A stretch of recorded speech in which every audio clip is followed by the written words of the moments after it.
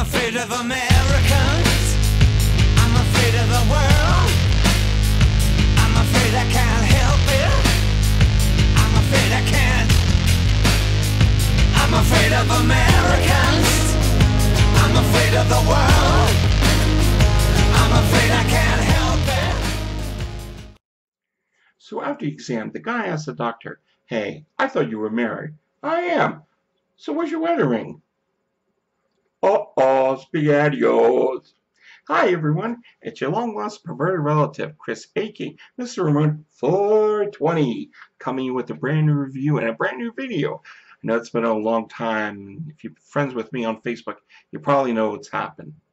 But then again, I really don't talk on Facebook, so you may not know. Oh well. So yeah, brand new year, brand new video.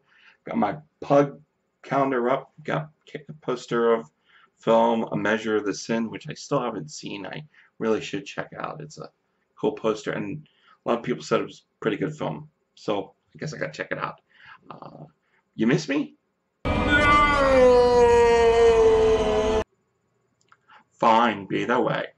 Well, now that that's out of the way, I might as well do my little review for you. The film I'm going to be talking to you today is entitled Sonny Boy. Now, a lot of you are asking yourself, Chris, what the fuck is Sonny Boy? Well, I'll tell you. A few years ago, yes, it's a story, I was looking on some bootleg sites trying to find a film that might entice me, might interest me. I forget which one it was. It told the name, I saw the description, and the words David Carradine in drag. That just said, okay, I need to see this. I watched it. It interests me. I thought, what the fuck? So I finally get to see it now, thanks to the great people of Scream Factory.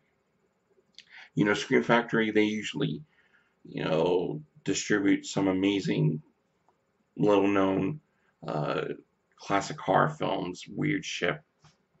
And luckily they do it again with Sonny Boy. This is an interesting one. It was directed by Robert Carroll and Graham Whiffler, two people you probably don't know and will never hear from again.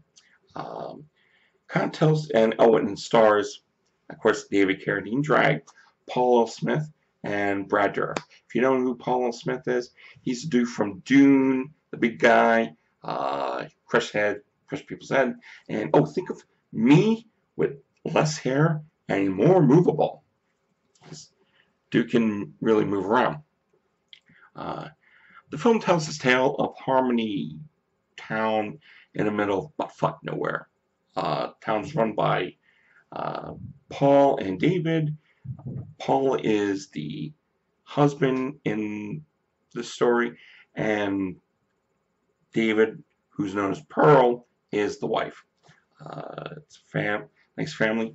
And Brad plays Weasel, their little henchman who goes out and steals shit for them. Well, one night Weasel finds this couple who's just going to a motel to just sleep for the night. He sees a car that pulls up, has some nice shit in it. He goes and robs people as well as kill the husband and wife. He drives to their compound, and Pearl notices that there's a baby in the car. That's right, a tiny little baby. This tiny little baby right there. Pearl wants to keep it, and Paul, known as Slew, wants to feed it to dogs or pigs, whichever one is there. So Pearl wins. Pearl wants to raise them like her own, and Paul wants to get them strong, and make them big. So he drags the kid around by the car. He punches the kid a lot. He actually gives the kid a circumcision with no anesthetics or anything, just a switchblade. Just thinking about that scene. Oh, and of course, Pearl does an interesting thing with she breastfeeds Sonny Boy. I was just thinking about it makes me cringe. Now, while they're in charge of the town folks they just hate, Pearl and Slew, but they're not going to do anything about it. Now, the interesting thing about the sound, folks, they're white trash retards, or incompetents. I shouldn't say retards. That's just wrong to retards. It's my bad. And the interesting, aside from the white trashness, their teeth are just so decrepitly rotten. It's just deplorable. Now, over time in the film, Sonny Boy grows up and he becomes a robber and a killer for Slew. Really violent way. I mean, seriously violent.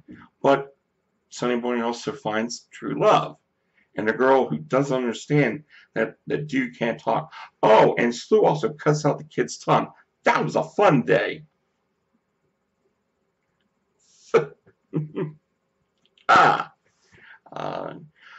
And of course, near the end of the film, there's a huge riot, huge squabble. Now the question is, do Slew and Pearl and Sonny Boy make it out alive? Well, that's where you're going to have to find out for yourself. To tune in to find out what happens with Sonny Boy from Scream Factory. Now, the question, should you buy it? You should rent it. It is not a great film. It's not horrible, but it's not a great film. Now, there are quite a few problems with this film. The editing is pretty piss poor. There's a part of the film where Sonny runs off and he's just trying to hide from the world. And all of a sudden, the girl he met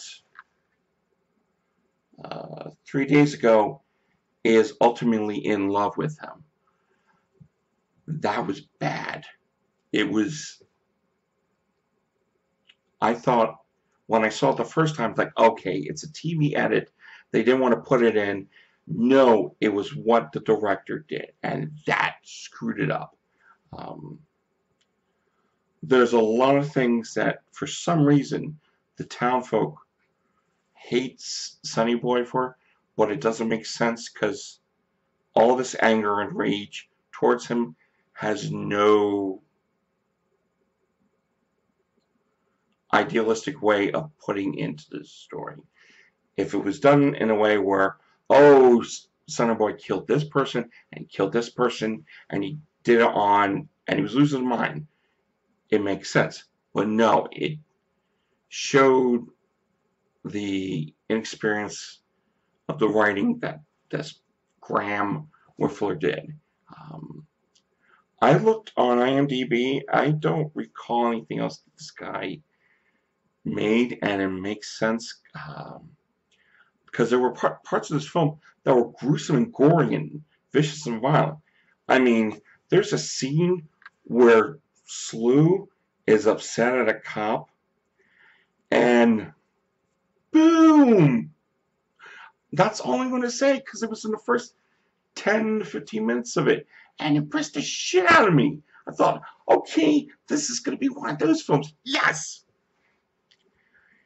And it's one of those inexperienced parts where you don't know what Slew is doing with Sonny Boy, why is this happening, and what purpose it is. Like, you could understand if there's more relationship between Pearl and Sonny Boy and what was happening, and there was just a lot of parts that didn't make any sense. And me being incoherent is how I felt about watching this film. I would definitely recommend checking it out when it comes on Netflix, because this most likely will come on Netflix. If not, buy cheap. There's audio commentary from the director and audio commentary from the writer. Give it a shot, see what you think, but not a big recommendation. It is a renter at best. So guys, yeah, this comes brand new from Scream Factory. Thanks Scream Factory for sending me before it came out on the 26th. Check it out. I will give you the link to where you can purchase a cheap copy as well as the trailer.